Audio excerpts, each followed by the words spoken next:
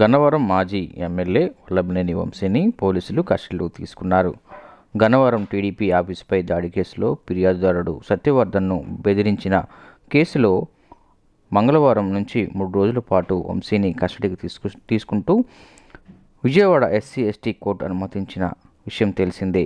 ఉదయం 10 గంటల నుంచి సాయంత్రం 5 గంటల వరకు విచారణకు కోర్టు అనుమతించింది. ఈ నేపథ్యంలో వంశీని పోలీసులు కస్టడీలోకి తీసుకొని నేరుగా ప్రభుత్వ ఆసుపత్రికి తీసుకువెళ్లారు.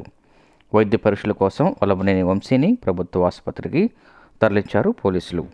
ప్రభుత్వ ఆసుపత్రిలో వైద్య పరీక్షల అనంతరం విజయవాడ కృష్ణలంక పోలీస్ స్టేషన్కు మాజీ ఎమ్మెల్యేను తీసుకువెళ్లారు. వంశీతో పాటు A7 Sripati, A8 Sivaramakrishna ప్రసాద్లను cap కస్టడీలోకి తీసుకున్నారు.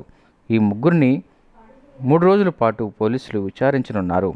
వంశీని విచారించేందుకు ఇప్పటికే అన్ని ప్రశ్నలు సిద్ధం చేసుకున్నారు.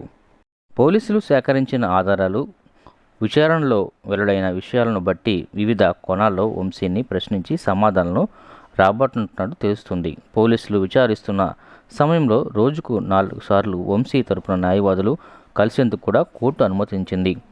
మరోవైపు ఈ కేసుకు సంబంధించి నేటితో వంశీ రిమాండ్ ముగిసింది.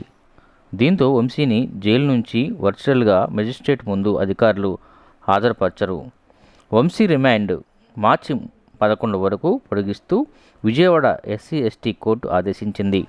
మొత్తం 14 రోజుల పాటు రిమాండ్ పొడిగిస్తూ కోర్టు ఆదేశించింది. అయితే 3 రోజులు కస్టడీలో వంశీ నుంచి సరైన సమాధానాలు రాని పక్షంలో మరోసారి కస్టడీ పిటిషన్ వేసి విచారణ జరిపే అవకాశం ఉన్నట్లు కూడా తెలుస్తుంది.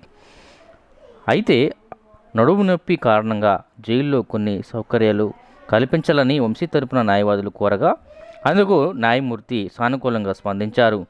రిమాండ్ ఖైదీగా ఉన్న వంశీకి వెస్టర్న్ టాయిలెట్స్, మంచం సదుపాయాలు కల్పించాలని కూడా కోర్టు ఆదేశించింది.